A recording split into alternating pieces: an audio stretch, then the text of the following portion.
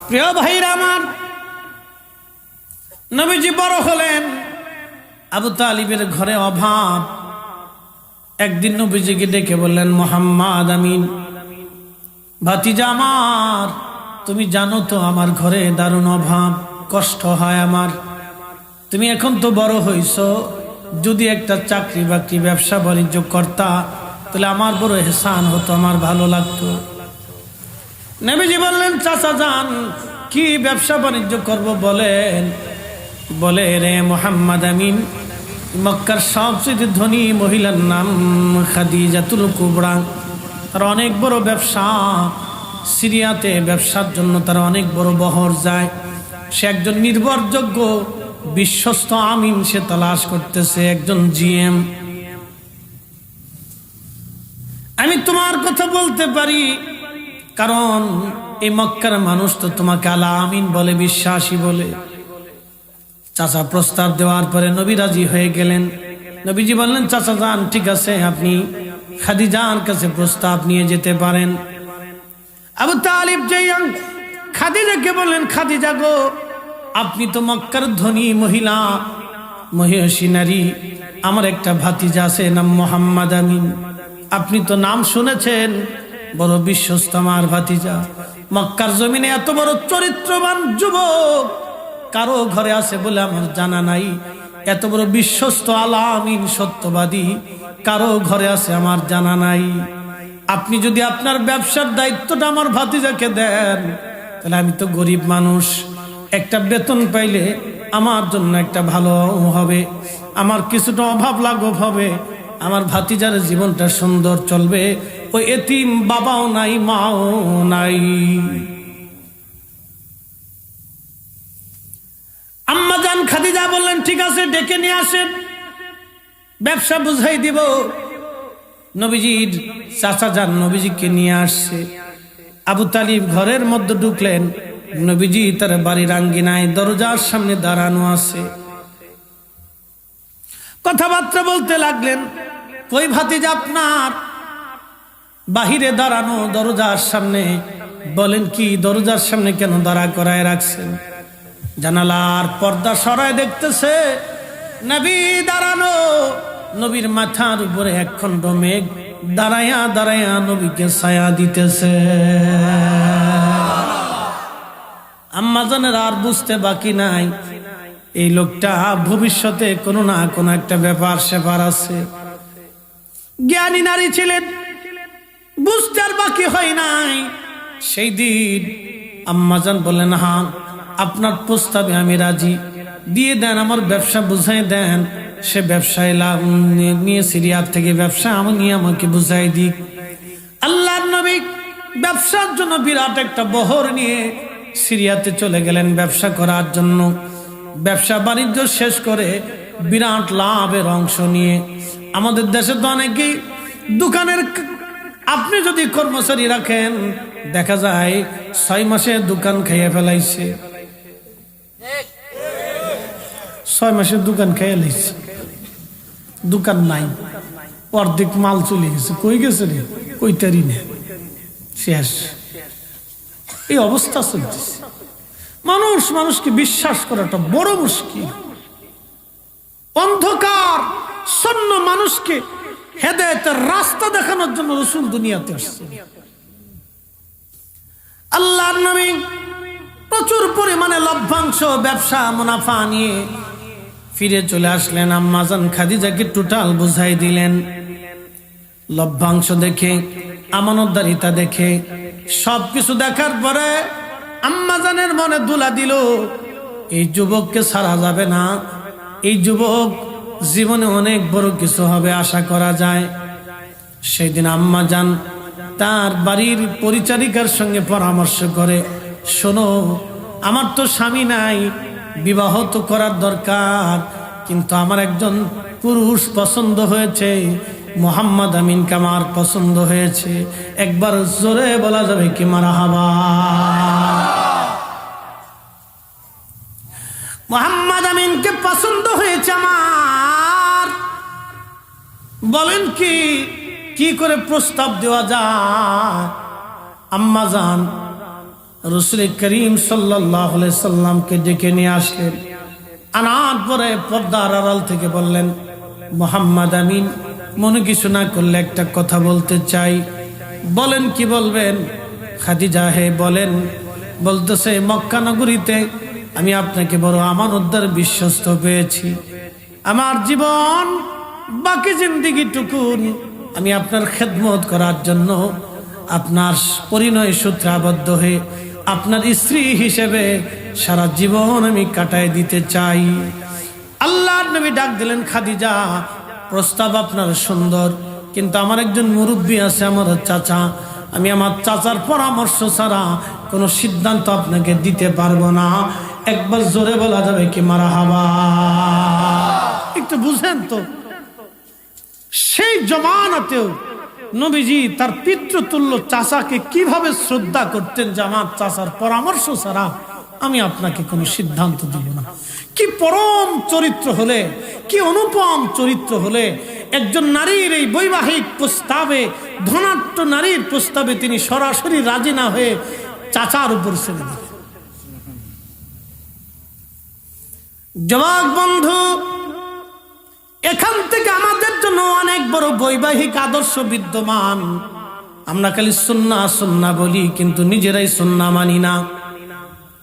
নিজের জীবনে পরিণয় সূত্রে আবদ্ধ হওয়ার জন্য নবীর জীবনের সুন্নাহ যদি আমরা ফলো করি, মুরব্বীদের পরামর্শ যদি মেনে নেই, বাবা মার কথাগুলি যদি শুনি, আহা, জীবনটা কতই না সুন্দর হবে। আল্লাহর নবীজি চলে গেলেন, চাচাকে যা বললেন, চাচা যান, আপনার খাদিজা আমাকে বিবাহের প্রস্তাব দিয়েছেন। চাচা যান, আপনি আমাকে সিদ্ধান্ত দিবেন এবং আপনি সিদ্ধান্ত বলে দিয়ে আসবেন। 3 দিন পর্যন্ত আবু তালিব সিদ্ধান্ত দেন নাই। 3 দিন পরে ডাক দিয়ে বলেন, হ্যাঁ মুহাম্মদ আমিন, সিদ্ধান্ত দিলাম, খাদিজাই তোমার জীবনের পারফেক্ট বিবি হবে। যাও, তুমি তাকে বিবাহ করো। আল্লাহর নবী ডাক দিয়ে বললেন, চাচা যান, 3 দিন পরে আপনি কেন বললেন? ফার্স্ট টাইমই তো বলতে পারতেন। হযরতে রাসূল করিমকে ডাক দিয়ে বললেন, ভাতিজারে, 3 দিন পরে আমি অনেক চিন্তা ভাবনা করে দেখলাম, এই খাদিজা, তুমি যে জীবনের দিকে আগায় যাচ্ছ, তুমি যে জিন্দেগির দিকে ধাবিত হচ্ছ, তুমি আখিরি নবী হবে, দুনিয়ার মানুষ সব তোমার দুশ্মন হয়ে যাবে। এই খাদিজা ছাড়া এই মক্কার জমিনে তোমার কেউ আর আপন থাকবে না রে মুহাম্মদ আমিন। ভাতিজা আমার, এই খাদিজা তোমাকে কলিজা দিয়ে ভালোবাসবে, আমার আর বোঝার বাকি নাই। যাও, খাদিজার প্রস্তাবে আমি রাজি হয়ে গেলাম। আবু তালিব চলে গেলেন খাদিজার বাড়ি। খাদিজারে, আপনার প্রস্তাবে আমি রাজি হয়ে গেলাম। বিবাহ হয়ে গেল। মক্কার মানুষ খাদিজাকে ধিক্কার দিতে লাগলো আর বলল, খাদিজা, তুমি এমন একজন পুরুষকে বিয়ে করলা, তুমি কি অন্য পুরুষ চোখে দেখো নাই? একজন গরিব দরিদ্র এতিম ছেলেকে তুমি বিয়ে করলা, কারণ কি? তুমি কি ধনী ব্যক্তি দেখো নাই রে খাদিজা? তুমি যদি বলতা মক্কার সবচাইতে ধনী পরিবারে তোমাকে আমরা বিবাহের ব্যবস্থা করতাম, কারণ তুমি মক্কার জমিনের সবচাইতে বড় ধনী। তোমার চাইতে ধনী নারী মক্কার জমিনে আর কেউ নাই। দেখেন আম্মা জান দুনিয়াকে বেজার করিয়া নবীকে খুশি করছেন কেমনে, দেখেন। ওই যে বলছিলাম সাহাবা ইকরামের মানহাজ ছিল, দুনিয়াকে বেজার করতেন, নবীকে খুশি করতেন। এই কথা বলতে যে আমি এত দূর পর্যন্ত হয়েছি। আম্মা জান চিন্তা করলেন, এইভাবে বলে দিলে তোরা মানবে না। সেই দিন আম্মা জান সবাইকে অলিমার দাওয়াত দিলেন, ভোজের আয়োজন করলেন। মক্কার সব কওমের ধনী ধনী ব্যক্তি, সর্দাররা সবাই আসছে খাদিজার বাড়ি, আম্মা জানের বাড়ি আসছে দাওয়াত খাইতে। তো খাওয়ান দাওয়ান খুব মজার খাওয়ান ইন্তজাম করছে, বিবাহের অলিমা, খুব সুন্দর খাবার ইন্তজাম করছে। আমাদের দেশের অলিমার মতো না, গরু একটা জবাই দিয়ে টেবিল ফেলতে কয় কে কে দিবেন দিয়ে যান, এটা অলিমা না, এগুলো খয়রাতি অলিমা। টেবিল একটা পাইতে এরপরে কে কি দিয়ে যান, নাম লিস্ট করবেন, এটা অলিমা না, এটা সুন্নত পদ্ধতি না। গরু জবাই দিবেন, খাসি মোষ জবাই দিয়ে সবাই রান্না বান্না করে উত্তম খাবার খাওয়াইয়া অলিমা খাওয়াই দিবেন। খাইয়ে চলে যাবে। কেউ কিছু যদি দিয়ে যায় সেটা ভিন্ন কথা, কিন্তু টেবিল পাততে পারতেন না। এটা সুন্নতের আওতার মধ্যে পড়ে না, মনে রেখে। আমাদের দেশে বিয়ে তো এখন বিয়ের মানে বেহায়াপনা বেশি। বউ হলো আরেকজনের, কুস্তি লাগাইছে আরেকজন। কি কথা কর দেখা, বিবি হলো আরেকজনের, কুস্তি খেলে আরেকজনের। আরে পুরুষ বেটা, তোমার লজ্জা শরম করা উচিত। বেটা পুরুষ হয়েছে কি জন্য? তোমার বউ আরেক বেটার লোকে কুস্তি খেলে কারণ দেখি। সি সি সি, মানুষের একটা লজ্জা শরম, চক্ষুষ লজ্জা থাকা উচিত। রং দিবার যে কাদা মিশিতে দেখছি কি অবস্থা, হাই হাই হাই, একবারে প্রকাশ্য বেহায়াপন, এক জেনা। কি কথা বলেন, ঠিক না? ঠিক, এগুলি বন্ধ হওয়া উচিত। প্রকাশ্য জেনার গুনাইগুলি। বিয়ের লোকে কুস্তি খেলতেছে, কি কায়দা বায়দা দাও, লজ্জা শরম থাকা উচিত। জাটবিটা করে দিবেন, নগদ 100 মেরে দিবেন, যা শয়তান দূর হয়ে যা। মহিলারা মহিলাদের ভিতরে আনন্দ করুক। আগের যুগে নবীর জমানায় দপ পিটিয়ে পিটিয়ে তারা গান গাইতো। নারীরা নারীদের জায়গায় গান গাইতো, পুরুষরা পুরুষদের জায়গায় গাইতো। আনন্দ করা নিষেধ নাই, নিষেধ নাই, আনন্দ করেন, বিয়েতে আনন্দ হবে, এটাই স্বাভাবিক। কিন্তু তার মানে এরকম না বউ আর একজনের কুস্তি খেলবে আর একজন, এগুলি বিয়ে না, এগুলি হলো বেহায়াপনা। এগুলি আমাদের সমাজ থেকে উঠানোর দরকার। কথা বলেন ঠিক কিনা? সমাজ থেকে এগুলি ঝাঁটু পিটা করে বিদায় করতে। ও নবীর উম্মত, আল্লাহর নবীর বিবি আমাদের মা জননী আম্মা জান খাদিজাতুল কুবরা বিয়ের ওলিমা খাওয়ানোর জন্য সবাইকে ডাকছে, দাওয়াত দিলেন। মক্কার ধনী ধনী ব্যক্তি সব আসছে, সর্দাররা আসছে। আসার পরে খাবার সামনে একসাথে বসাইলেন। খাবার টাবার দেওয়ার পরে আম্মা জান খাবার গ্রহণ করবে, বললেন, ও মক্কার ধনীরা, গোত্রপতিরা, খানা পরে গ্রহণ করেন, আপনাদের জন্য সুন্দর খাবার আনছি। তবে খাবার খাওয়ার আগে 2টা প্রশ্নের জবাব আপনারা আমাকে দিয়ে যান। কি প্রশ্ন? বলে আমি শুনছি মুহাম্মদ আমিনকে বিয়ে করার জন্য আপনারা আমাকে ধিক্কার দিচ্ছেন। প্রথম ইলজাম আপনারা দিয়েছেন যে আমার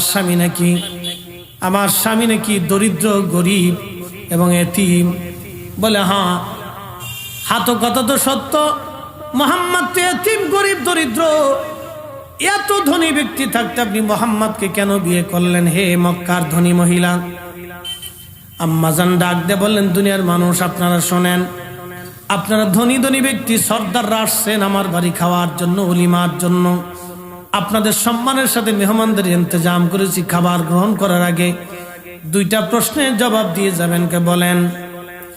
আমার স্বামী মুহাম্মদ আমিন কুরাইশ বংশ। বলে হ্যাঁ। বলেন, কুরাইশ বংশের চাইতে দামি বংশ পৃথিবীর মধ্যে আর কোন বংশ কি আছে? সবাই বলল না, তা নাই। বলল, আমার স্বামী মুহাম্মদ আমিন হাশিমি শাখার, হাশিমি বংশোদ্ভূত। আপনারা বলেন, হাশিমি শাখার চাইতে, বংশের চাইতে বড় বংশ দুনিয়াতে আর কোথাও আছে? বলে না, তা নাই। আম্মাজান বলেন, আমার স্বামী মুহাম্মদ আমিনের মতো এত বড় সত্যবাদী, আর এত বড় ইজ্জতওয়ালা, এত বড় সম্মানিত, আর এত বড় শিষ্টাচার, এত পবিত্র আর চরিত্রবান যুবক মক্কায় কি কারো ঘরে আসেনি? বলে না, তাও নাই। সুবহানাল্লাহ বলবেন? বলে আমার স্বামী মুহাম্মদের মতো এত সুন্দর যুবক, বলেন মক্কার ঘরে কারো বাড়ি আছে? বলে না, তাও নাই। বলে তাহলে বলেন আমার স্বামী কোন দিক থেকে খাটো? বলতেছে তোমার স্বামী তো গরিব। আম্মাজান ডাক দে বলেন, মক্কার ধনীরা, তাহলে আপনারা বলেন আমার চাইতে মক্কাতে ধনী কোনো ব্যক্তি আছে কি? বলে না, তাও নাই। তাহলে আমি খাদিজা আমার জীবনের সমস্ত সম্পদগুলি আমি আমার স্বামী মোহাম্মদ আমিনকে আজ সবার সামনে দিয়ে দিলাম। এবার বলেন, আমার স্বামীর চাইতে ধনী কেউ আসেনি? ওরা কইল না, তোমার স্বামীর চাইতে আজকে দেখে ধনী আর কেউ নাই। আল্লাহু আকবার। সব মক্কার কুফাররা মাথা নিচে করে খাইব কি সাইয়ে রইছে না। তো হইলটা কি? পৃথিবীর বহু রাজা বাচ্চারা পৃথিবী থেকে চলে গেছে, আর কোনোদিন ফিরে আসে নাই। বড় বড় রাজা ধীরাজরা কোটি কোটি মানুষের রক্তগুলি চুষে চুষে তারা কবরে চলে গেল, কোনোদিন তারা আর ফিরে আসে নাই। কিন্তু পৃথিবীর মধ্যে কিছু রাজা বাচ্চা ছিল যারা দুনিয়ার মানুষের হৃদয় জয় করেছেন। পৃথিবীর মধ্যে দুইজন বাচ্চা যারা পৃথিবী শাসন করতেন মুসলমানদের মধ্যে, একজন হযরত সুলাইমান আলাইহিস সালাতু ওয়াস সালাম, আর একজন হযরতে সেকেন্দার রাহমাতুল্লাহ আলাইহি। ইংরেজিতে বলে দা গ্রেট আলেকজান্ডার, কিন্তু ওনার নাম সেকেন্দার শাহ রাহমাতুল্লাহ আলাইহি। পৃথিবীর অনেক বড় বাদশা ছিলেন। সারা পৃথিবীর এমন কোন জমিন নাই যে জমিন থেকে বাদশা সেকেন্দারের নামে ট্যাক্স না আসতো। পৃথিবীর এমন কোন জমিন নাই রে যে জমিন থেকে সুলাইমান আলাইহিস সালামের দরবারে ট্যাক্স না আসতো। সারা পৃথিবীর বাদশাহী মুসলমানদের মধ্যে আল্লাহ দুইজনকে দিয়েছিলেন। হযরত সেকেন্দার রাহমাতুল্লাহ আলাইহি অনেক বড় আল্লাহ ওয়ালা বাদশা ছিলেন। বাদশা হলে হবে কি, দুনিয়ার বাদশা হলে হবে কি, আল্লাহ ওয়ালা ছিলেন, বড় আল্লাহর ভীতি অন্তরের মধ্যে ছিল। যখন তিনি ইন্তেকাল করবেন তখন তিনি সৈন্য সামন্তদেরকে বললেন, ও আমার প্রিয়জনেরা, সুধীজনেরা, আমার ইন্তেকালের পরে তোমরা আমার হাতটা বাহিরে রাখবে।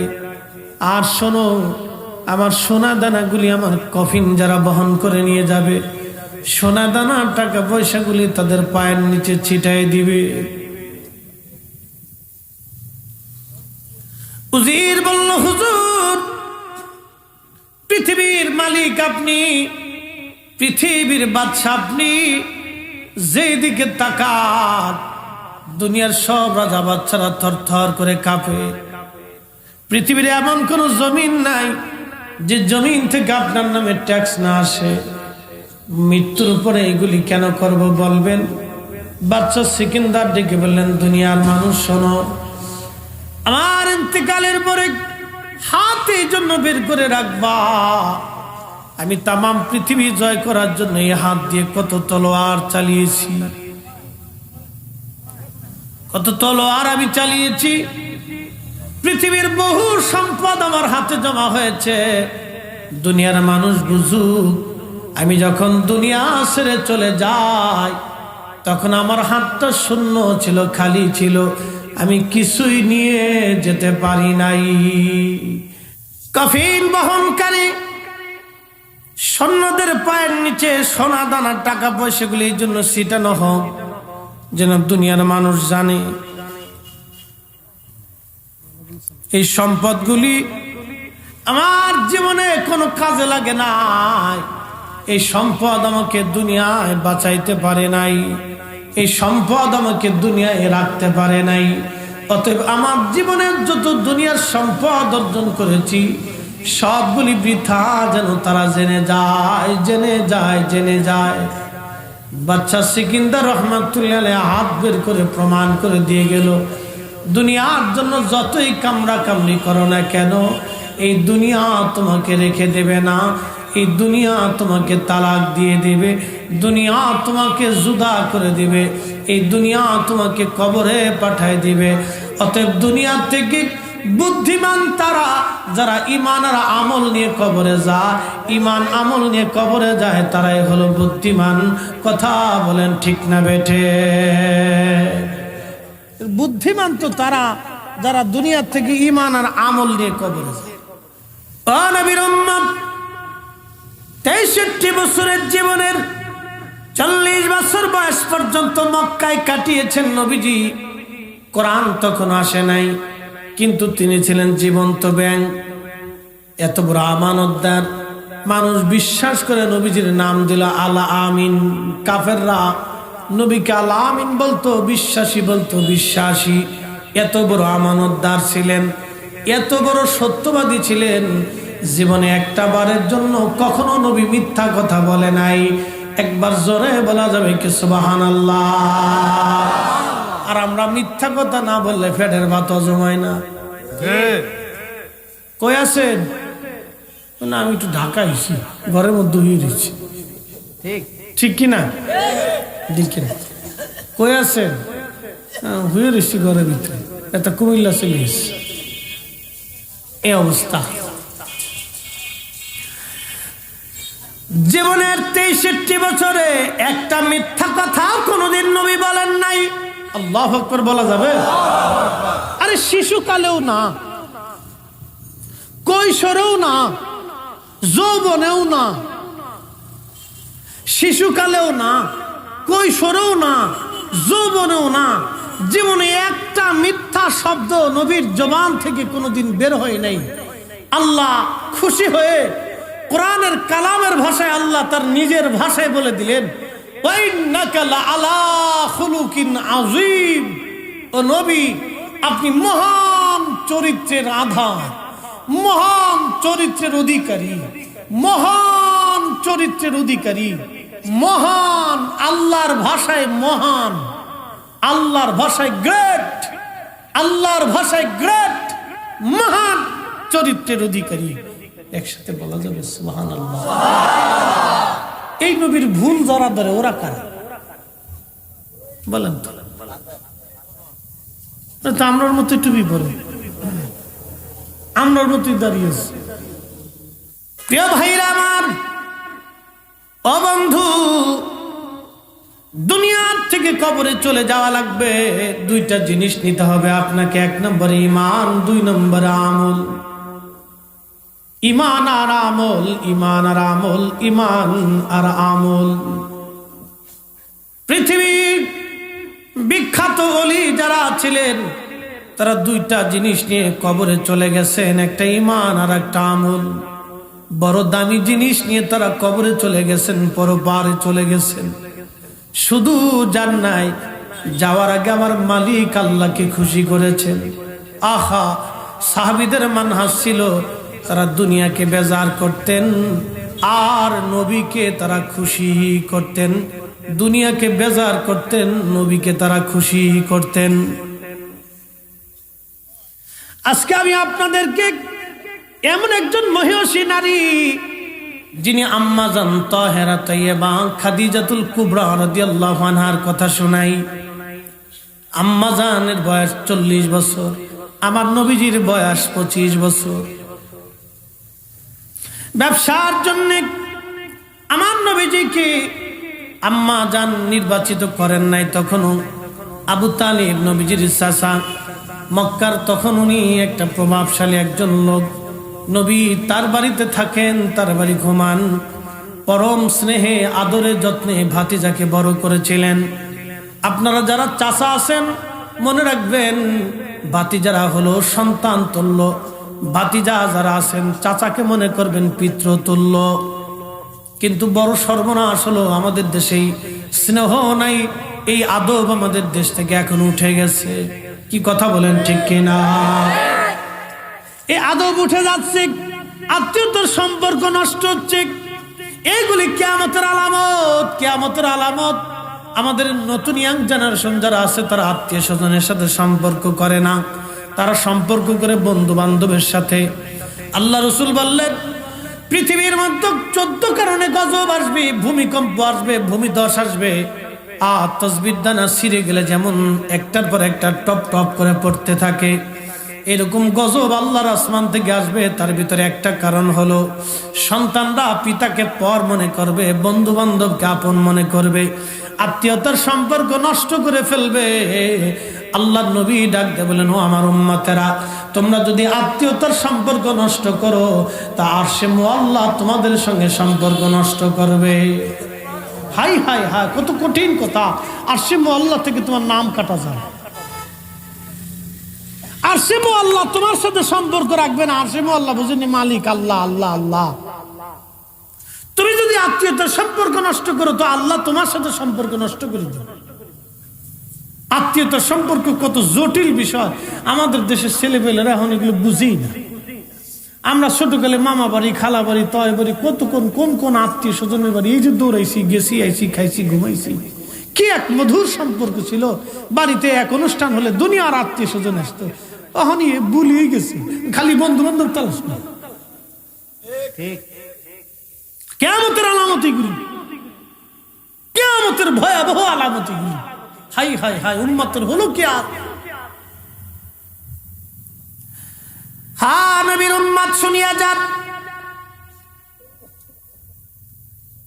হযরত রাসূল করিমের চাচা খুব স্নেহে আদরে নবীজিকে পালন করতেন, কাঁধে করে নিয়ে ঘুরতেন মরু মরু পথ, হাজার হাজার মাইল ভাতিজাকে কাঁধে করে নিয়ে ঘুরতেন।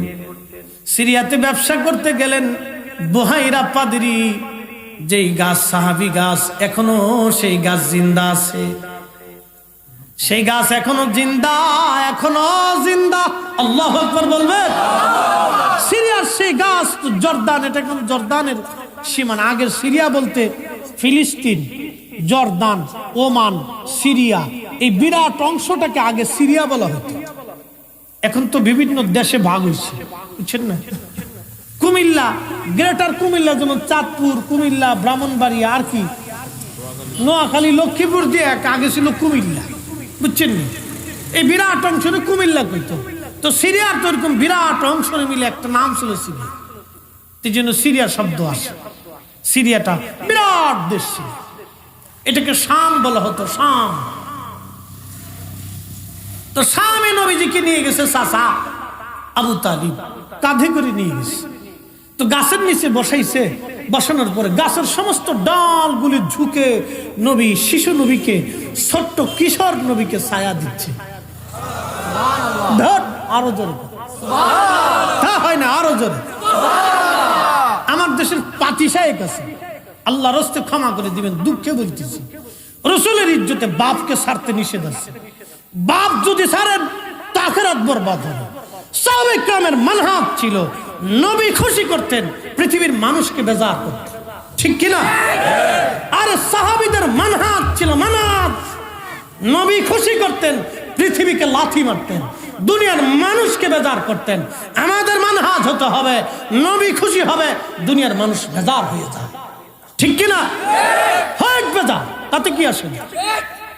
একটা কথা মনে করবে, কিশোর নবী গাছের নিচে গেছে, গাছের সমস্ত ডালগুলি ঝুঁকে নবীকে ছায়া দিচ্ছে, সে গাছ এখনো আছে।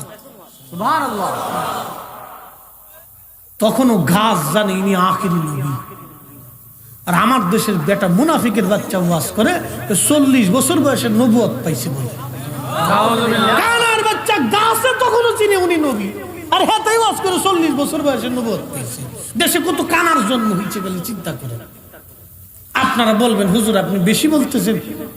না, বেশি বলতেছি না, আপনার বিবেক কি বলে বলেন তো?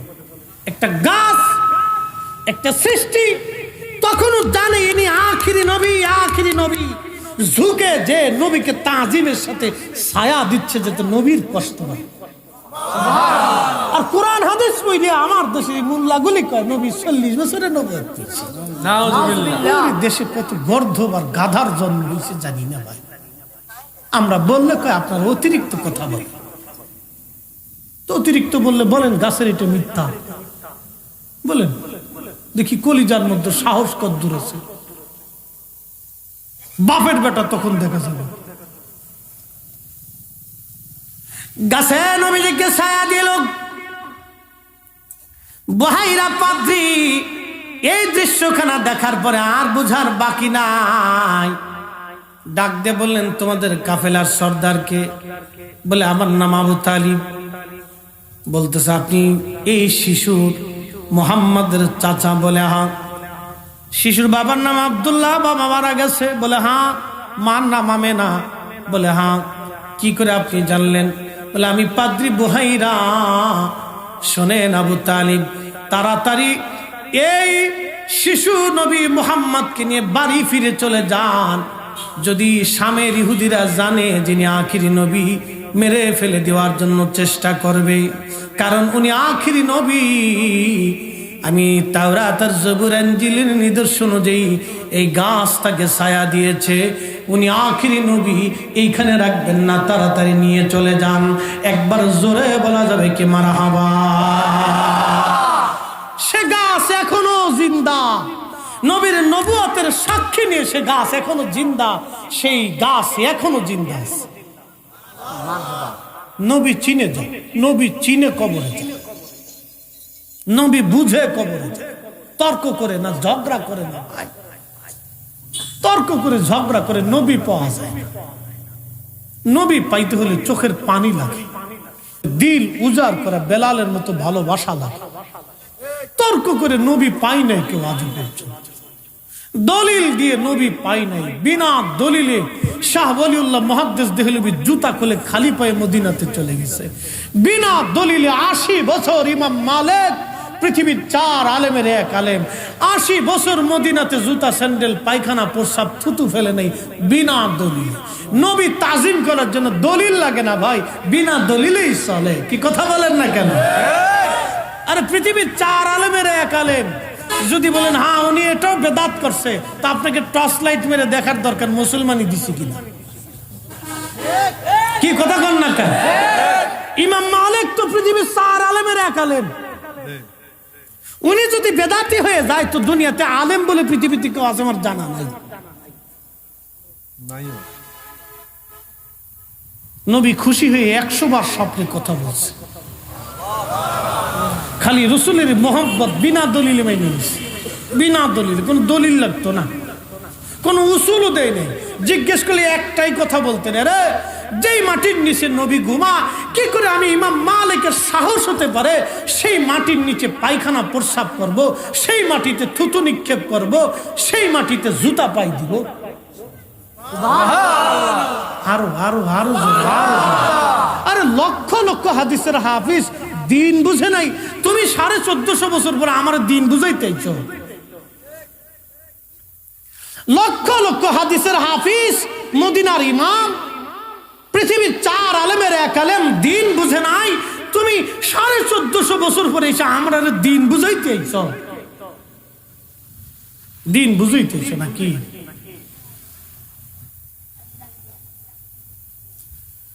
এ মুসলমান,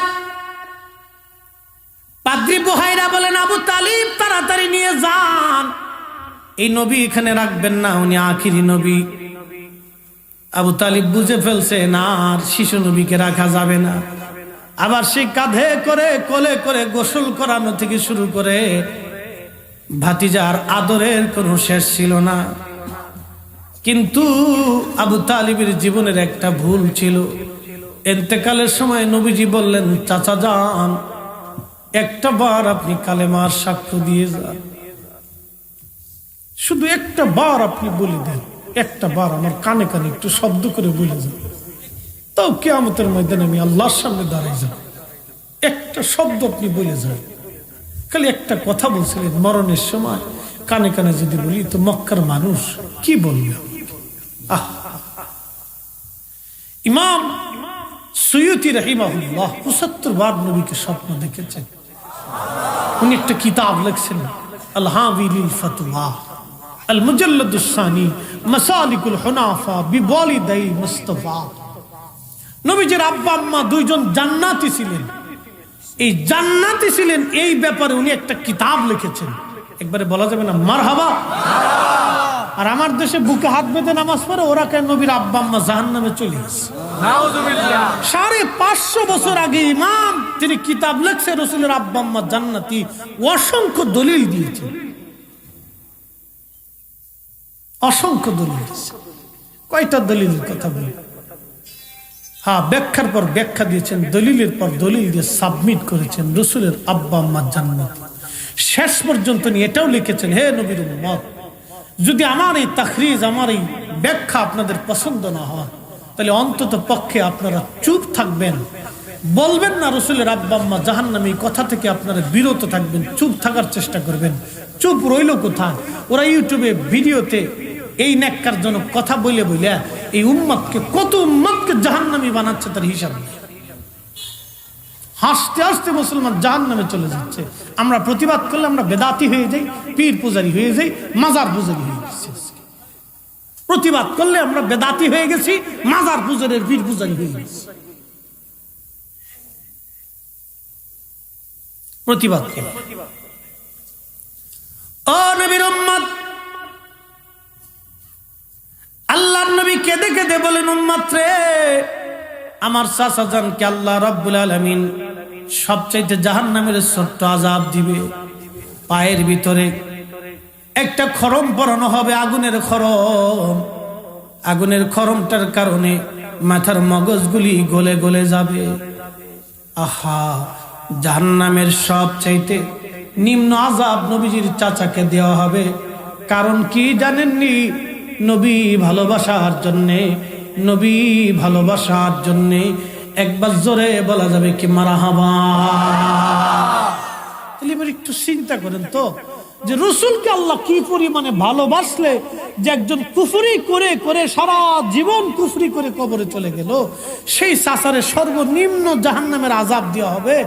তাও রসুলকে ভালোবাসার জন্য তার সব আযাব আল্লাহ মওকুফ করে দিলেন, সব আযাব মওকুফ করে দিলেন। নবীকে কাঁধে করে নিয়ে ঘুরছেন, গোসল করাইছেন, পিঠে করছেন, কোলে করেছেন, বুকে নিয়ে ঘুমিয়েছেন, কোলে নিয়ে ঘুমিয়েছেন। এই কারণে আল্লাহ খুশি হইয়া তার সব আযাব মাফ করে দিয়ে শুধুমাত্র একটা আযাব দিছেন, পায়ের নিচে একটা খরম পরাই দিবেন। তার কারণে মাথার মগজ গলে যাবে। আহা, এটা যদি সর্বনিম্ন আযাব হয় তো কঠিন আযাব কত ভয়াবহ হবে। আল্লাহু আকবার, কঠিন আযাব কত ভয়াবহ হবে। আল্লাহ আল্লাহ আল্লাহ, একটু বুঝার চেষ্টা করে যাবে কত ভয়াবহ হবে, কঠিন আযাব।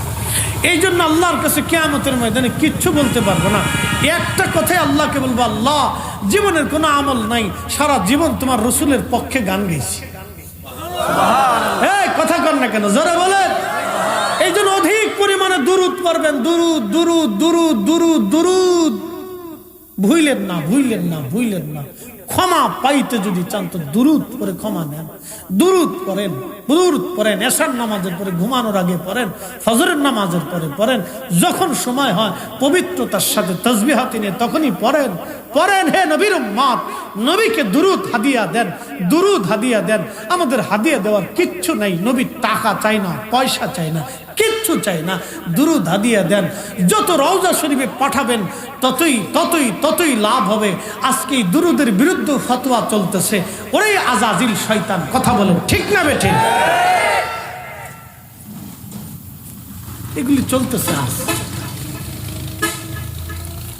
প্রিয় মুসলমানেরা, নবীজিকে নিয়ে আবু তালিব চলে আসলেন। সেই গাছটা এখনো জিন্দা, সাহাবী গাছ এখনো আছে, সাহাবী গাছ, সাহাবী গাছ। নবীকে ছায়া দিয়েছিল আল্লাহ। এই মুজিজা এখনো আল্লাহ টিকায় রাখছেন, জিন্দা রেখে দিয়েছেন। তার মানে বোঝা গেল একটা গাছও জানতো ইনি আখিরি নবী। নবী নবী বিদায় সম্মান করেছে। বনের যত পশুগণ ভক্তি করতই দুই চরণ, মেঘমালাও ছায়া দিত গায় গো নবীজি, আপনাকে দেখিবার মনে চায়। কোন সাধনে পাইব আপনাই গো নবীজি, আপনাকে দেখিবার মনে চায়। প্রিয় ভাইরা আমার, নবীজি বড় হলেন। আবু তালিবের ঘরে অভাব। একদিন নবীজিকে ডেকে বললেন, মোহাম্মদ আমিন, ভাতিজা আমার, তুমি জানো তো আমার ঘরে দারুণ অভাব, কষ্ট হয় আমার। তুমি এখন তো বড় হইছো, যদি একটা চাকরি বাকরি ব্যবসা বাণিজ্য করতা তাহলে আমার বড় এহসান হতো, আমার ভালো লাগতো। নবীজি বললেন, চাচা যান, কি ব্যবসা বাণিজ্য করব বলেন। বলে, রে মুহাম্মদ আমিন, মক্কার সবচেয়ে ধনী মহিলার নাম খাদিজাতুল কুবরা। তার অনেক বড় ব্যবসা, সিরিয়াতে ব্যবসার জন্য তার অনেক বড় বহর যায়। সে একজন নির্ভরযোগ্য বিশ্বস্ত আমিন সে তালাশ করতেছে, একজন জিএম। আমি তোমার কথা বলতে পারি, কারণ এই মক্কার মানুষ তো তোমাকে আলা আমিন বলে, বিশ্বাসী বলে। চাচা প্রস্তাব দেওয়ার পরে নবী রাজি হয়ে গেলেন। নবীজি বললেন, চাচা যান, ঠিক আছে, আপনি খাদিজার কাছে প্রস্তাব নিয়ে যেতে পারেন। আবু তালিব যাইয়া খাদিজাকে বললেন, খাদিজা গো, আপনি তো মক্কার ধনী মহিলা, মহিষী নারী, আমার একটা ভাতিজা আছে নাম মুহাম্মদ আমিন। আপনি তো নাম শুনেছেন, বড় বিশ্বস্ত আমার ভাতিজা। মক্কার জমিনে এত বড় চরিত্রবান যুবক কারো ঘরে আছে বলে আমার জানা নাই। এত বড় বিশ্বস্ত আলা আমিন সত্যবাদী কারো ঘরে আছে আমার জানা নাই। আপনি যদি আপনার ব্যবসার দায়িত্বটা আমার ভাতিজাকে দেন, তাহলে আমি তো গরিব মানুষ, একটা বেতন পাইলে আমার জন্য একটা ভালো হবে, আমার কিছুটা অভাব লাঘব হবে, আমার ভাতিজার জীবনটা সুন্দর চলবে। ওই এতিম বাবাও নাই, মাও নাই। আম্মা জান খাদিজা বললেন, ঠিক আছে, ডেকে নিয়ে আসেন, ব্যবসা বুঝাই দিব। নবীজির চাচা যান নবীজিকে নিয়ে আসছে। আবু তালিব ঘরের মধ্যে ঢুকলেন। নবীজি তার বাড়ির আঙ্গিনায় দরজার সামনে দাঁড়ানো আছে, কথাবার্তা বলতে লাগলেন। কই ভাতিজা আপনার? বাহিরে দাঁড়ানো দরজার সামনে। বলেন, কি দরজার সামনে কেন দাঁড়া করায় রাখছেন? জানালার পর্দা সরায় দেখতেছে নবী দাঁড়ানো। নবীর মাথার উপরে একখণ্ড মেঘ দাঁড়ায়া দাঁড়ায়া নবীকে ছায়া দিতেছে। আম্মা জানের আর বুঝতে বাকি নাই, এই লোকটা ভবিষ্যতে কোনো না কোনো একটা ব্যাপার স্যাপার আছে। জ্ঞানী নারী ছিলেন, বুঝতে আর বাকি হয় নাই। সেই দিন আম্মাজান বললেন, হ্যাঁ, আপনার প্রস্তাবে আমি রাজি, দিয়ে দেন, আমার ব্যবসা বুঝাই দেন। সে ব্যবসায় লাভ নিয়ে সিরিয়ার থেকে ব্যবসা আমি নিয়ে আমাকে বুঝাই দিক। আল্লাহর নবী ব্যবসার জন্য বিরাট একটা বহর নিয়ে সিরিয়াতে চলে গেলেন ব্যবসা করার জন্য। ব্যবসা বাণিজ্য শেষ করে বিরাট লাভের অংশ নিয়ে, আমাদের দেশে তো অনেকেই দোকানের, আপনি যদি কর্মচারী রাখেন দেখা যায় 6 মাসে দোকান খাইয়ে ফেলাইছে, 6 মাসে দোকান খাইয়ে লাইছে, দোকান নাই, অর্ধেক মাল চলে গেছে। কই গেছে রে? কইতারি না, শেষ। এই অবস্থা চলতেছে। মানুষকে বিশ্বাস করাটা বড় মুশকিল। অন্ধকার শূন্য মানুষকে হেদায়েতের রাস্তা দেখানোর জন্য রাসূল দুনিয়াতে আসছে। আল্লাহর নবী প্রচুর পরিমাণে লভ্যাংশ, ব্যবসা, মুনাফা নিয়ে ফিরে চলে আসলেন। আম্মাজান খাদিজাকে টোটাল বুঝাই দিলেন।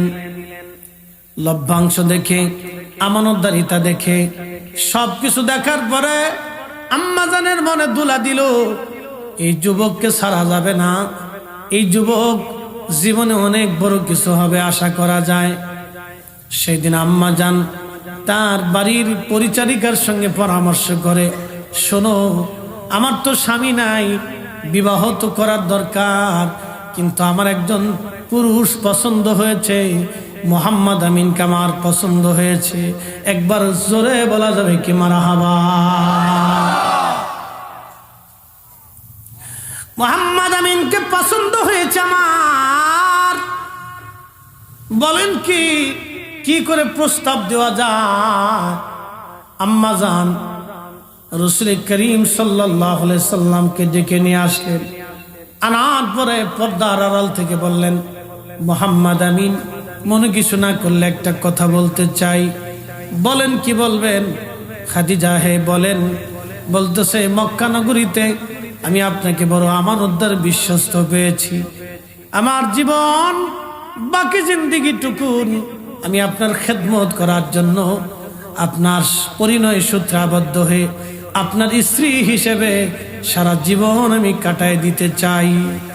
আল্লাহর নবী ডাক দিলেন, খাদিজা প্রস্তাব আপনার সুন্দর, কিন্তু আমার একজন মুরব্বী আছে, আমার চাচা, আমি আমার চাচার পরামর্শ ছাড়া কোনো সিদ্ধান্ত আপনাকে দিতে পারবো না।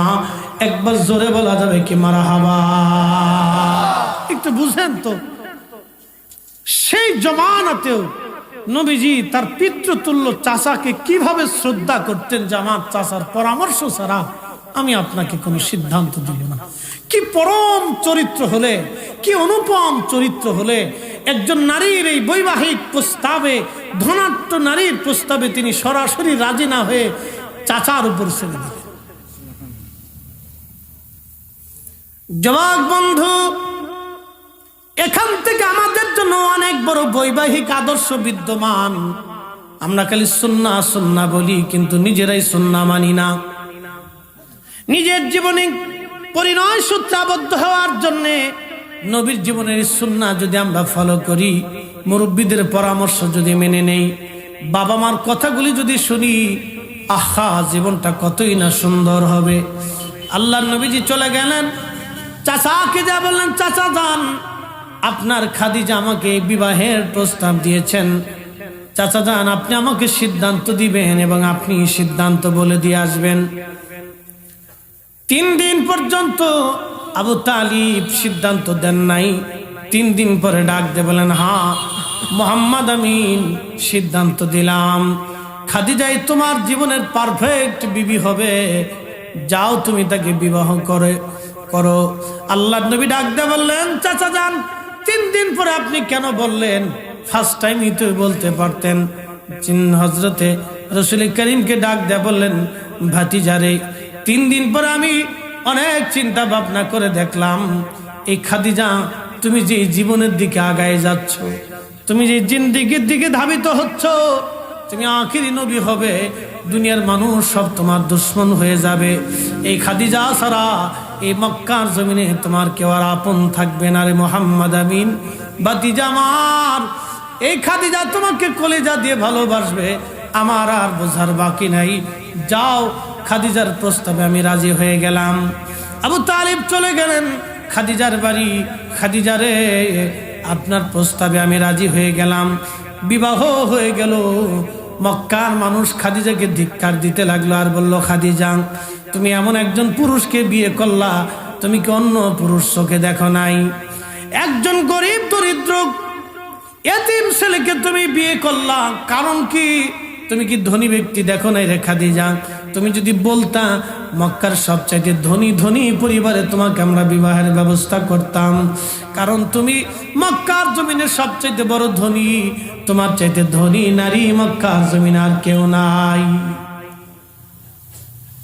দেখেন আম্মা জান দুনিয়াকে বেজার করিয়া নবীকে খুশি করছেন কেমনে, দেখেন। ওই যে বলছিলাম সাহাবায়ে কেরামের মানহাজ ছিল দুনিয়াকে বেজার করতেন, নবীকে খুশি করতেন। এই কথা বলতে যে আমি এত দূর পর্যন্ত হয়েছি।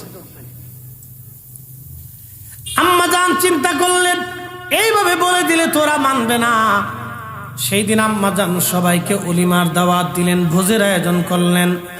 মক্কার সব কওমের ধনী ধনী ব্যক্তি সর্দাররা সবাই আসছে খাদিজার বাড়ি, আম্মা জানের বাড়ি আসছে দাওয়াত খাইতে।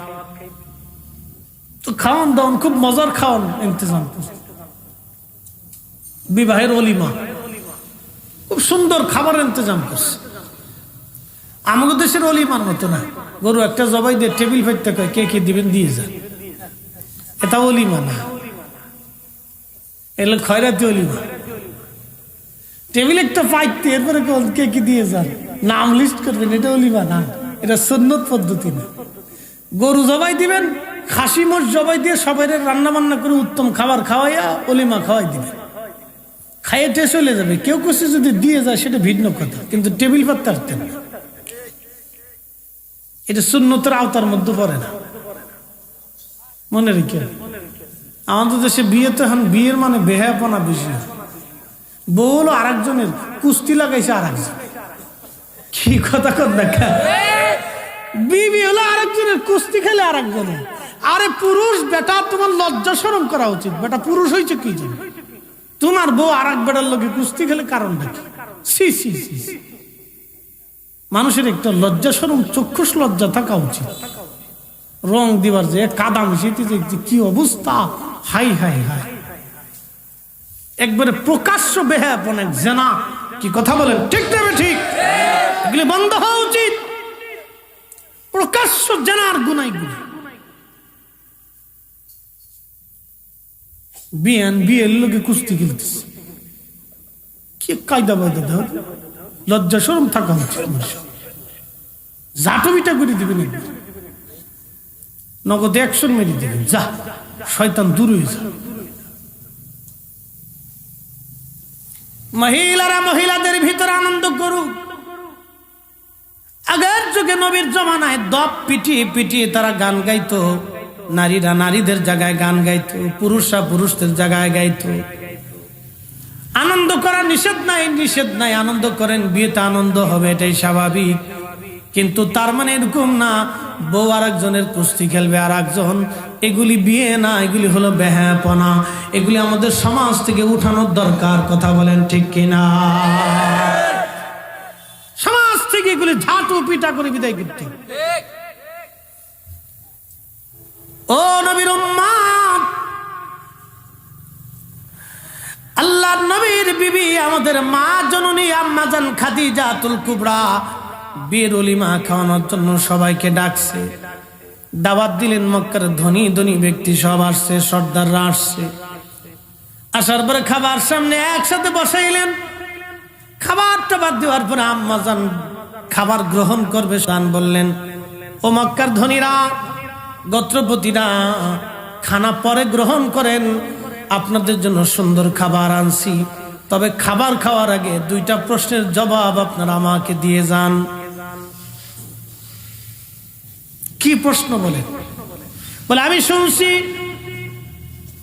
মুহাম্মদ আমিনকে বিয়ে করার জন্য আপনারা আমাকে ধিক্কার দিচ্ছেন। প্রথম ইলজাম আপনারা দিয়েছেন যে আমার স্বামী নাকি দরিদ্র, গরিব এবং এতিম। বলে, হ্যাঁ, হাতো কথা তো সত্য। মুহাম্মদ তো এতিম, গরিব, দরিদ্র। এত ধনী ব্যক্তি থাকতে আপনি মুহাম্মদকে কেন বিয়ে করলেন হে মক্কার ধনী মহিলা? আম্মাজান ডাক দিয়ে বললেন, দুনিয়ার মানুষ আপনারা শোনেন, আপনারা ধনী ধনী ব্যক্তি, সর্দাররা আসছেন আমার বাড়ি খাওয়ার জন্য, ওলিমার জন্য। আপনাদের সম্মানের সাথে মেহমানদের ইন্তজাম করেছি। খাবার গ্রহণ করার আগে দুইটা প্রশ্নের জবাব দিয়ে যাবেন। কে বলেন? আমার স্বামী মুহাম্মদ আমিন কুরাইশ বংশ। বলে, হ্যাঁ। বলেন, কুরাইশ বংশের চাইতে দামি বংশ পৃথিবীর মধ্যে আর কোন বংশ কি আছে? সবাই বলল, না, তা নাই। বলল, আমার স্বামী মুহাম্মদ আমিন হাশিমি শাখার, হাশিমি বংশোদ্ভূত। আপনারা বলেন, হাশিমি শাখার চাইতে, বংশের চাইতে বড় বংশ দুনিয়াতে আর কোথাও আছে? বলে, না, তা নাই। আম্মাজান বলেন, আমার স্বামী মুহাম্মদ আমিনের মতো এত বড় সত্যবাদী আর এত বড় ইজ্জতওয়ালা, এত বড় সম্মানিত আর এত বড় শিষ্টাচার, এত পবিত্র আর চরিত্রবান যুবক মক্কায় কি কারো ঘরে আসেনি? বলে, না, তাও নাই। সুবহানাল্লাহ বলবেন? বলে, আমার স্বামী মুহাম্মদের মতো এত সুন্দর যুবক বলেন মক্কার ঘরে কারো বাড়ি আছে? বলে, না, তাও নাই। বলে, তাহলে বলেন আমার স্বামী কোন দিক থেকে খাটো? বলতেছে, তোমার স্বামী তো গরিব। আম্মাজান ডাক দে বলেন, মক্কার ধনীরা, তাহলে আপনারা বলেন আমার চাইতে মক্কাতে ধনী কোনো ব্যক্তি আছে কি? বলে, না, তাও নাই। তাহলে আমি খাদিজা আমার জীবনের সমস্ত সম্পদগুলি আমি আমার স্বামী মুহাম্মদ আমিনকে সবার সামনে দিয়ে দিলাম। এবার বলেন আমার স্বামীর চাইতে ধনী কেউ আসেনি? ওরা কইল, না, তোমার স্বামীর চাইতে আজকে দেখে ধনী আর কেউ নাই। আল্লাহু আকবার। সব মক্কার কুফাররা মাথা নিচে করে খাইব কি সাইয়ে রইছে। হইলটা কি? তার মানে আম্মাজানের মানহাজ ছিল দুনিয়াকে বেজার করছে, নবীকে খুশি করছে। কি কথা কন ঠিক কি না? দুনিয়াকে বেজার করছে, নবীকে খুশি করছে। আমরার মানহাজ হবে দুনিয়া বেজার হবে, নবী খুশি হবে। আল্লাহ কবুল করুক, বলেন আমিন। শ্রেষ্ঠ নবী দিলাম রে তরিয়ে নিতে রোজ হাসরে, পথ না ভুলি তাই তো দিলে পাক কুরআনের বাণী। খোদা তোমার মেহেরবানি, খোদা তোমার মেহেরবানি। 40 বছরের এক মহিয়সী নারী, আমাদের মা জননী আম্মাজান তাহেরা তৈয়বা। মক্কার মানুষ তাকে তাহেরা তৈয়বা বলতো, পবিত্রা নারী বলতো তাকে। তাহেরা তৈয়বা, তাহেরা তৈয়বা। জাহিলিয়াতের জমানাতেও কোনদিন তাকে বেহাপনা স্পর্শ করে নাই। একবার জোরে বলা যাবে কি মারহাবা? নবী পাক না না পাক? নবীর স্ত্রী যিনি হবে তিনিও পবিত্রা। কথা বলেন ঠিক কিনা? তাহেরা তৈয়বা। জাহিলিয়াতের এই কঠিন সময় যখন নারীরা উলঙ্গ থাকতো, যেখানে সেখানে জানা হতো, সেই সময়ও আম্মা জান এতই পবিত্র ছিলেন যে জাহিলিয়াতের সেই বেহাপনা মাকে স্পর্শ করে, মাকে সেই দিন স্পর্শ করে নাই। তাহেরা তৈয়বা, তাহেরা তৈয়বা। আমরার মা ছিল তাহেরা তৈয়বা। আরে গর্ব করা উচিত উম্মতের। কথা বলেন ঠিক কিনা? আমাদের গর্ব, আমাদের মা ছিল তাহেরা তৈয়বা, আমাদের মা ছিল তাহেরা তৈয়বা। কি করে রসুলের প্রশংসা করব? আরে আম্মাজানের প্রশংসা কেমনে করবো বল? 40 বছরের একজন মহিয়সী নারী, 25 বছরের একজন যুবক আমার নবীকে এমন ভাবে আগলে রাখতেন, এতই ভালোবাসা দিয়েছিলেন, কোনদিন দ্বিতীয় বিবাহের চিন্তাও নবীজির মগজে আসে নাই, কখনো চিন্তাও করেন নাই।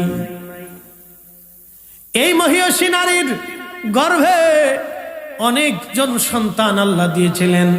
তার ভিতরে একজন সন্তানের নাম সাইয়্যিদাতুন নিসাই আহলিল জান্নাহ ফাতিমাতুজ জাহরা রাদিয়াল্লাহু আনহা।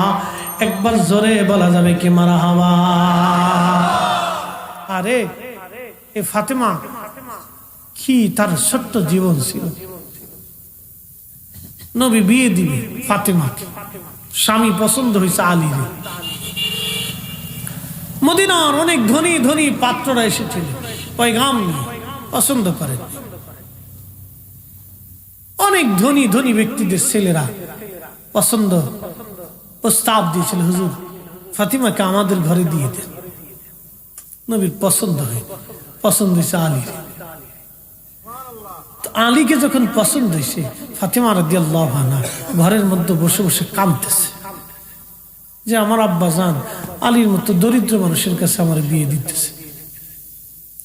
হযরত আলী খুব দরিদ্র ছিলেন, খুব অভাব পীড়িত ছিলেন, কিচ্ছু ছিল না।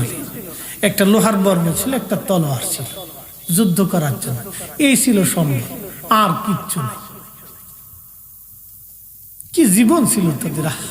একটা তলোয়ার ছিল আর একটা লোহার এই যে পোশাক আছে যুদ্ধের জন্য, একটা ঢাল ছিল, এটাই ছিল। এই সম্পদ তার, কোন রকম দিন চলত। তো কিচ্ছুই যখন নাই, নবী পছন্দ করছে, ফাতেমা কাঁদতেছে। আমার আব্বা রাহমাতুল্লিল আলাইহি মদিনার কত ধনী ব্যক্তির ঘরে বিয়ে দিতে পারত, তো কাঁদতেছে। নবীজি বুঝতে পারছে ফাতেমা কাঁদে কেন। আল্লাহর নবী কাছে গেলেন, পাশে বসলেন। শোনেন, মেয়েদেরকে বিবাহ দেওয়ার সময় মেয়েদের পরামর্শ নেবেন, খালি জোর করে বিয়ে দিয়ে দিবেন না, আর ছেলের চরিত্রবান দেখে বিয়ে দিবেন। আরে রাসূল তার মেয়ে ফাতেমাকে বিয়ে দেওয়ার জন্য আলীকে নির্বাচন করেছিলেন, দরিদ্র কিন্তু বেটা নির্বাচন করেছে। কি কথা বলেন ঠিক কিনা? আর আপনারা পয়সা আলা দেখে বিয়ে দেন, ছেলে গাঁজাটা বাবাসার মুরিদ। বাবাসা চিনছেন? বাবা বাবা কলকে খায়, কলকে বোতল সার মুরিদ, বোতল সার, বোতল একটা টান দিয়েছে, বাপরে কা বিয়ে ভালো আছে বিয়া। এই ফুল আদিকে আপনারা পছন্দ করে বিয়ে দেন, নিজের বোনটাকে বিয়ে দেন, নিজের মেয়েটাকে বিয়ে দেন, কপালে ঝাঁটুর বাড়ি মেরে দিবেন, ছেলে গরিব হোক চরিত্রবান দেখে বিয়ে দিবেন। এই কথা কর না কেন? প্রয়োজনে নিজের টাকা দিয়ে ছেলেকে স্টাবলিশ করবেন, প্রতিষ্ঠিত করবেন, সারা জীবন কৃতজ্ঞ থাকবেন। বদ চরিত্র টাকাওয়ালা দেখে কি হবে আপনার? আপনার নিজের বোনটাকে, নিজের মেয়েটাকে চরিত্রবান একটা ছেলে দেখে বিয়ে দিবেন। খালি টাকা আর পয়সা দেখেন নাকি? আর নিজের ঘরে মেয়ে আনবেন চরিত্রবান দেখে, খালি চামড়া সুন্দর দেখেন না, উন না থাকে ফিসে ফিসে, জরি না থাকে আগে আগে। হেতা জরি না ইন্নে ঘরের ভিতরে আনার পরে 2 দিন পরে বাপে দোয়া করেন বৌমা কথা বুঝেন, কথা শুনবে কেমনে? জরি না চরিত্র তো ভালো না, চরিত্রবান দেখে নামাজি দেখে পর্দাশীল দেখে আনতে হবে। কি কথা কন না কে? এইগুলি দেখে আনবেন, খালি জরি না চামড়া সুন্দর দেখে আনবেন। এগুলো জীবন বাপ, বন্ধু, প্রিয় ভাই, এগুলো জীবন অনেক সুন্দর। আহা, জীবনের লাইফ অনেক বিরাট। সুখে দুঃখে আপনার স্ত্রী আপনার সঙ্গী হয়ে ছায়ার মতো লেগে থাকবে। এরকম মেয়েই তো দরকার। ও কালো হোক অসুবিধা, খালি চামড়া সুন্দর দেখেন, কারণটা কি? কালো হোক, চরিত্রবান দেখে নিয়ে আসবেন, সারা জীবন সুখে থাকবেন। মোহতারাম উপস্থিতি, আপনাদেরকে বলি, মেয়েদেরকে চরিত্রবান বানাইতে হবে, পর্দার ভিতরে নিতে হবে, আদবওয়ালা বানাইতে হবে। আমি আমার মা বোনদেরকে বলে দিয়ে যাব, মা বোনেরা আদবওয়ালা হন, পর্দাওয়ালা হন, চরিত্রবান হন। দুনিয়াতে আপনার অনেক ইজ্জত হবে, দাম হবে, সম্মান হবে, আল্লাহ সম্মান বাড়াই দিবে। বোন, আমি আমার প্রিয় বন্ধুদেরকে বলবো, বন্ধু, বিয়ে করার সময় ধনী দেখার দরকার নাই। শ্বশুর বাড়ির সম্পদের দিকে লোভ করবেন কেন? খালি চিন্তা, শ্বশুর মরে না কে, মরলেই তো জমি জমা পেয়ে যাব। কত জামাই আছে চিন্তা করে মরে না কে? এই জামাই যদি আপনার কপালে জুটে, তোর কপালে ঝাঁটুর বাড়ি মেরে দিবে। কথা বুঝছেন না আপনারা? এলে বুঝে সুঝেলেন বাপ, মনে কিছু নিয়ে না, এটা জীবনের কথা বলতেছি, জীবনের কথা বলতেছি আপনাদেরকে, এগুলি মেনে মেনে চলবে। তো ফাতেমা রাদিয়াল্লাহু আনহা মনে দুঃখে কাঁদতেছে, বিয়ে করবে না তা কিন্তু না, একটা দুঃখ মনে নিয়ে কাঁদতেছে। আমার আব্বা ইচ্ছা করলে তো বড় ধরনের ফ্যামিলিতে বিয়ে দিতে পারতেন। তো নবীজি কাছে বসে ফাতেমার আদর করতেছে, ডাক দিয়ে বলতেছে, ফাতেমা, তুমি কাঁদতেছো, আলীর সাথে বিয়ে দিচ্ছি গরিব মানুষের সাথে, এই জন্য? ফাতেমা রে, তোমার আলীর ব্যাপারে তো আমি পছন্দ করি নাই, আমার আল্লাহ পছন্দ করেছে। হ্যাঁ, একসাথে জোরে বলি, কে পছন্দ করেছে? ফাতেমা রাদিয়াল্লাহু আনহার কান্না বন্ধ হয়ে গেল, সাথে সাথে কান্না বন্ধ। ডেকে বলেন, আব্বা জান, আল্লাহ পছন্দ করেছে আমার জন্য স্বামী, এর চেয়ে বড় সৌভাগ্য আমার জীবনে কি হতে পারে? নবী বলেন, আলী বিয়ে তো করবে, আছে কি? হুজুর কিছুই নেই, তলোয়ার আছে, ঢাল আছে, একটা বর্ম আছে, যাও বিছে টিছে কিছু বিবাহের সামগ্রী কিনে। কিনতে গেছে, বেচতে গেছে, বর্ম একজনের দাম করছে মাত্র 3 দিরহাম, 3 টিহা। আচ্ছা, 3 টিহাতে বিয়ে হয়। উসমান গনি দৃশ্যটা দেখার পরে খুব খারাপ লাগলো। মানুষকে এহসান করবে, মাল্লাম ইয়ারহামিন নাস ওয়া মাল্লাম ইয়ারহামিল্লাহ, যে মানুষকে দয়া করে না, আল্লাহ তাকে দয়া করে। ভিখারি আপনার দুয়ারে বিনয়ের সাথে আসবে, বাপ 2 টাকা সম্ভব হলে দিয়ে বিদায় করবেন, না হলে বিনয়ের সাথে ক্ষমা চাবেন। কারণ ওই ভিখারি আল্লাহ আপনাকে বানাইতে আল্লাহর বেশি সময়ের প্রয়োজন হয় না। কারণ মনে রাখবেন, ধনী হইতে সময় লাগে, কিন্তু দরিদ্র হতে সময় লাগে না। অভাব দেখবেন 4 দিক থেকে আসতে আসতে একবারে মুহূর্তে দরিদ্র হয়ে যাবে। 6 মাসে 3 মাসে দেখবেন কিচ্ছু নেই। চোখের সামনে বহু মানুষ এরকম হয়ে গেছে। এই জন্য ভিখারিকে তাড়াবেন না। আল্লাহ বলছেন, হাবিব, সায়েলকে আপনি ধমক দিয়ে না, সায়েলকে ধমক দিতে উম্মতকে নিষেধ করবেন, ভিখারিকে যেন ধমক না দেয়, ফিরিয়ে না দেয়। একসাথে জোরে বলা যাবে সুবহানাল্লাহ। আরে আমাদের চরিত্র তো নবীর চরিত্রের সাথে মিলানোর দরকার, ঠিক কিনা বলে? হযরত আলী রাদিয়াল্লাহু আনহু বর্মটা নিয়ে গেছে। হযরত উসমান গনি বললেন, আলী দাম কত? বলে দাম তো জিজ্ঞেস করা, দাম মানুষ বলে মাত্র 3 দিরহাম। এখন 3 দিরহামই তো দাম বলতেছে, আমি কি বলবো বলেন? আপনার যা মন চাই দেন। 280 দিরহামের মতো টাকা দিলেন হযরতে উসমান গনি তার বিবাহ করার জন্য। একবার জোরে কন্যা মারহাবা। 280 দিরহাম দেওয়ার পরে এরপরে বর্মটা নিয়ে হযরত আলীকে বলেন, আলী এটা তোমাকে গিফট দিয়ে দিলাম। ওই 280 দিরহাম দিয়ে একটা কম্বল কিনেছিলেন, একটা খাটিয়া কিনেছিলেন, আর কিছু টাকা দিয়ে সুগন্ধি হযরত ফাতেমার জন্য কিছু কাপড় চোপড় কিনেছিলেন, কিছু আসবাবপত্র কিনেছিলেন, খাওয়ান দাওয়ান হাঁড়ি পাতিল এগুলি কিনেছিলেন, আর আল্লাহ রসুল কিছু দিয়েছিলেন। এই যে ছোট্ট একটা সংসার ছিল হযরত আলীর। আহা, যেই কম্বলে ঘুমাইতেন পা বের হলে মাথা বের হতো, মাথা ঢাকলে পা বের হয়ে যেত। স্বামী আর স্ত্রী খেজুরের মাদুরের উপরে এইভাবে ঘুমাইলেন। বালিশ ছিল কি জানেননি? হযরত ফাতেমার বালিশ ছিল খেজুর গাছের সুবলা দিয়ে চামড়ার ভিতরে ঢুকিয়ে বালিশ বানানো হয়েছিল। ওই বালিশে সারা জীবন মাথায় দিয়ে ঘুমিয়ে গেছেন ফাতেমা। জগৎ জননী সাইয়্যিদাতুন নিসাই আহলিল জান্নাহ, পৃথিবীর নারী কুলদের সর্দারিনী, পৃথিবীর যত নারী জাতি জান্নাতে যাবে সব নারী জাতির সর্দারিনী ফাতেমা খেজুরের ওই সুবলার উপরে এই বালিশ দিয়ে চামড়া দিয়ে বানানো এক বালিশে ঘুমিয়ে গেছে ফাতেমা। আর আমার দেশের কত ফাতেমা রং ঢং করে জীবন কাটাই দেয়। আরে কি করে বুঝাবো বলে? এর প্রত্যেক মাসে 4-5,000 টাকা লাগে খালি লিপস্টিকের টাকা। একটা লিপস্টিকের দাম বলে 3,000 টাকা আছে। চিন্তা করেন কি লিপস্টিক! আমার ফাও দিলেও নিতাম না। কি কথা কর না কা? 3,000 টাকাতে কিনবো ছাতা, কুত্তারে খাবার কিনে খাওয়াই দিল, তাও ভালো।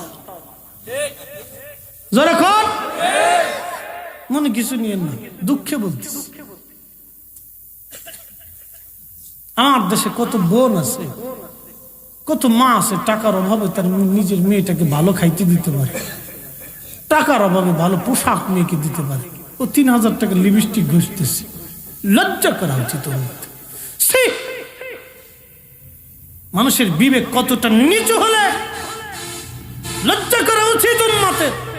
সেই উম্মত কোথায় হারিয়ে গেল আজ? সেই উম্মত কোথায় হারিয়ে গেল আজ? চোখের সামনে একটা বোন দরিদ্রতার সীমার নিচে বসবাস করে, 3,000 টাকা লিপস্টিক, 3,000 টাকা বলে লাগে খালি মেকআপ ঘষতে। বলে হুজুর আপনি জানেন কেমনি? তা আমার ওয়াইফে একদিন বললাম যে সবাই মেকআপ ঢাকাতে বসুন্ধরা, বললো সব বিডিরাই মেকআপ সেকআপ, বুড়া বিডিরও মা হয়, তো তুমি একটু যাওটাও না মেকআপ সেকআপ করে আসো। তো কয় এক মেকআপে 3,000 টাকা লাগে। লাগুক, অসুবিধা কি? আমি টাকার বান্ডিল একটা দিয়ে করলাম, যাও কে মেকআপ সেকআপ করে আসো, একটু টেস্ট করে দিই কি করে।